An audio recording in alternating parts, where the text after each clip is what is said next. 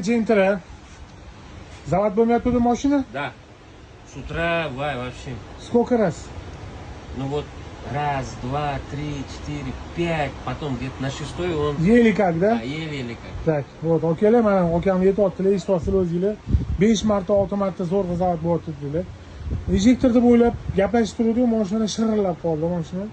Mana buni bilasizlar, hammanglar absorber nimaligini, mana qaranglar okalar. Bu o'zini zavodskoy alishmagan. Mashinamiz 140 ming yurgan, mana eshitdinglar.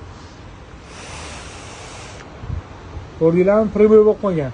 Shuni hisobiga mashina zavod bo'lmayapti. Zavod bo'lmayapti demaysizlar, biznes o'z tekshirdinglarmi, davleniya yaxshimi? Xo'p. Eshikda tekshiringlar yaxshimi? Sanchi mana mashinadan bo'ladi. Buni nomi absorber, emap klapan deydi. 250 mingdan 700 minggacha turadi. Endi 250 mingdan pastini savet bermayman qo'yishi, bir tiyinga qimmat. Mana hozir buni okamlar do'konda yengil olib kelsalar qo'yib beramiz, muammo hal.